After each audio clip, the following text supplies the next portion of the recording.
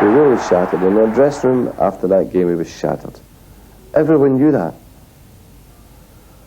But you've still got to make the decision. And the easy decision was to play him again.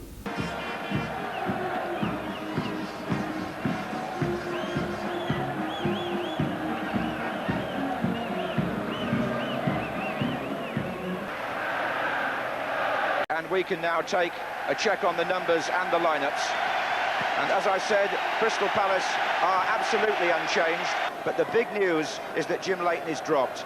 And Les Sealey, on loan from Luton, after only 2 senior matches this season, both for Manchester United, at 32 years of age, gets a surprise call-up. Bob Wilson, an expert on goalkeeping. What do you feel about it, Bob? Well, I am very surprised, John. I think it's a bold, brave decision by Alex Ferguson. It'll be seen as a good one as long as United win. I feel very sorry for Jim Leighton, and unless he's injured or ill, I would say his United career is now over. The Manchester United captain hoping to become the first man to lift the FA Cup 3 times at Wembley. The tension on the face of the Manchester United manager perhaps reflects just how hard that decision was. To drop a goalkeeper who played in so many Scottish Cup finals for him, in the European Cup Winners' Cup final as well, the first choice Scotland keeper at the moment. He played in the last World Cup, Jim Leighton. That was a major decision by Alex Ferguson, and on it may hinge an awful lot of futures. We shall have to wait and see. Well, one of the spectators tonight at the age of 80, nearly 81 in fact, Sir Matt himself. But Manchester United in red and white have kicked off and are playing from right to left in the first half. Pardew closing in, and so was Mark Bright. And that's the first test for Les Sealey, and the United players are furious. It was a rough and tumble challenge, and I suspect it'll mean a booking.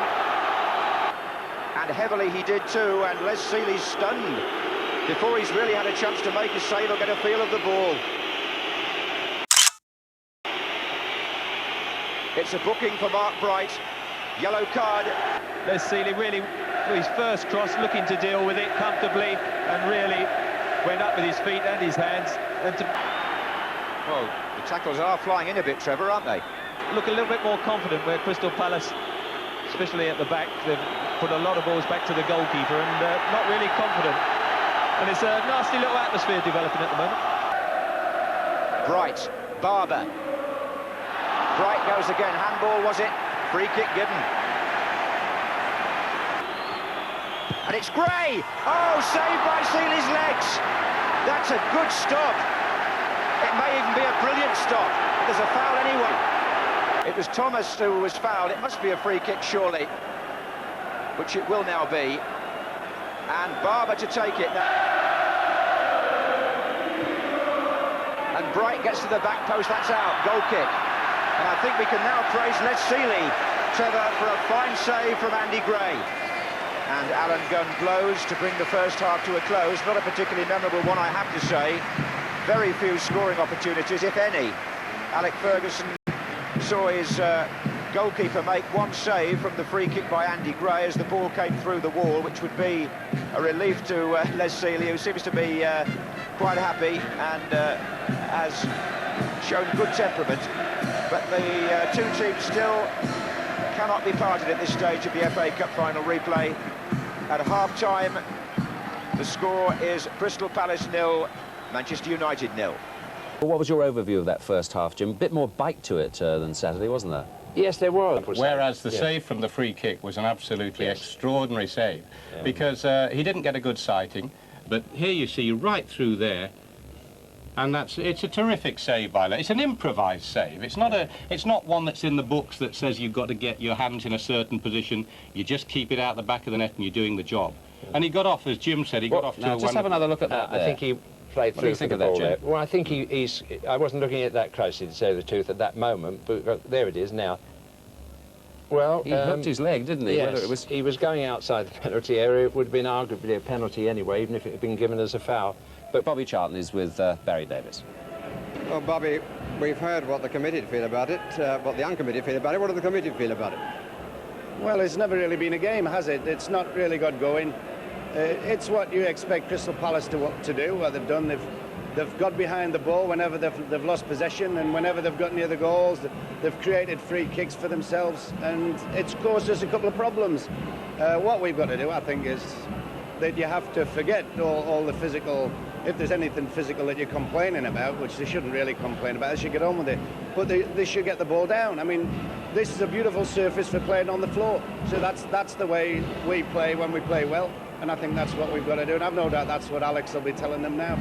But it's very, very hard watching it, just trying to look at a good game when it keeps being spoiled and it keeps being stopped for all sorts of incidents. Not a great spectacle for the fans at the moment. But hopefully it'll get exciting on our side of it. I'm not sure Bobby thought a great deal of that first half. But what can we expect from the second half now, do you think, Jim? I actually feel, it's a personal view, Trevor, this on my part, that here we're going to see Jeff Thomas brought down by Brian McClare inside the area. And I think here there's a real clear-cut case for a penalty. I'm going to ask you whether you agree in a moment, but just watch this. The ball is in the area, the players are in the area. Now, did he play the ball first? Because I have to say this, a free kick was given, so the referee thought it was an offence. And if that's right, then it was inside the area, wasn't it? Well, I must say, I didn't think there was any doubt that it was a free kick. As you see, the ball comes out, and Jeff Thomas will just nudge it away. He makes the first contact. Brian McClare then slides in, definitely brings his left foot down. And at the time, my initial reaction, as was the linesman, was it probably was just outside the area. But there's no question that, in fact, contact was inside. And Ballister. Now, are we going to see a goal in this Cup final replay? It's also very, very tight, isn't it? There's never been a 0-0 in a Wembley FA Cup final, up to now. Here's Gray, Brian Robson bustling in, then Lee Martin. And Gray appeals to the referee, he's angry now. In fact, it's all a bit tense, isn't it, Trevor? well, he got the free kick. I'm not sure what he was complaining about there. Ince having to hurdle another tackle, and now McClare, he's into the centre much more than the second half. You know, he's moved in from the right hand side, Brian McClare, and he's having some good play and some good touches. This is Wallace, Webb, Lee Martin from left back, an inspired run on the far side, a chance here and a goal.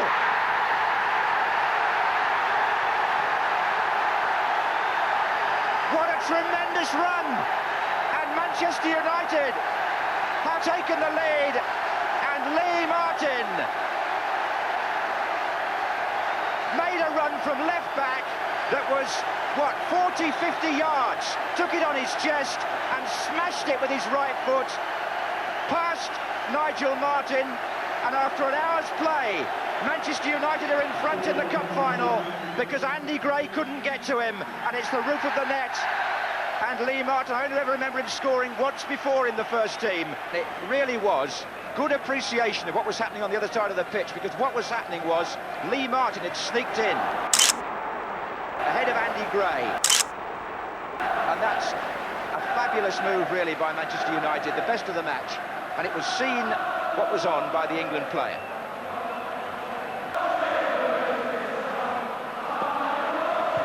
They're looking for an offside, and they've got it against Webb. Well, are Manchester United going to make it 7 wins in the FA Cup? Sir Matt Busby certainly hopes so. They're in front at the moment. In the evening setting now of Wembley Stadium, as Les Seeley, this unlikely hero, if it works out that way. Now, Mark Hughes and Brian McClare are over on the far side of the area where Robson is going now. Robson! Oh, against the bar! And nobody able to seize on the rebound for United, but Lee Martin did in the end, and Robson's there again. Well, I don't know what you can say about the England captain that hasn't been said so many times before. So close to making it 2-0. Here's Salaka. Well, that would have been all over, wouldn't it, if he'd put that one in?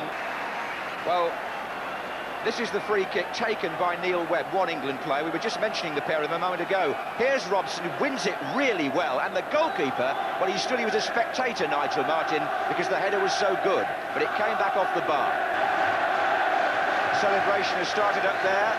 He still knows so much about the game that he won't take it for granted yet, Sir Matt. but their hearts would have been in their mouths down there. Archie Docks and Alex Ferguson. Brian Kidd makes a point from behind. But look at this here. Ian Wright still a threat. Yes, he had it covered. Manchester United have won the FA Cup and equalled the record of 7 outright wins. Palace slumped to the ground. Manchester United celebrate Alex Ferguson's first major trophy at Old Trafford, thanks to a goal by a home-produced player. He spent £13 million, and the lad who got the goal didn't cost a penny. And just look at that man's face. The years seem to have fallen away there from Alex Ferguson after a season of torment and tribulation. He embraces his players, because this victory, well, they had to win it in many ways, didn't they, Trevor? And Pallister came through as well with flying colours. But Brian Robson, as I say, Neil Webb will be pleased. But there, Lee Martin, I wouldn't like to know what the odds were on him being the opening goal scorer tonight, but I shouldn't think there's going to be many collecting their winning bets. And we got a glimpse there of the famous old trophy, didn't we? The road to Wembley is finally over, and Sir Matt Busby sees Manchester United win the FA Cup at Wembley that is, for the 6th time, and that in itself is a record. That's the other side of the story. That's an ex-Manchester United supporter, John Pemberton, but not happy with the fact that they've won tonight, for obvious reasons. So Brian Robson goes up to receive the most famous trophy in football for a record 3rd time.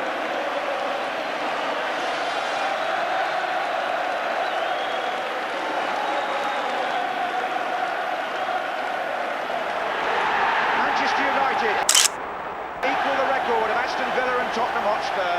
They win the FA Cup for the 7th time. Behind Brian Robson come the other players with the winners' medals. Mark Hughes, Les Sealey, he can't believe it. Look at that. Extraordinary story, isn't it? Really is. Neil Webb, who made the goal and may have made the World Cup 22. In the picture there. Steve Bruce, Michael Phelan, Danny Wallace. And as for Lee Martin, he couldn't have believed, surely, that he'd be the man to score the winning goal. Gary Pallister came through, and Brian McClare, as Palace sportingly applaud the victors.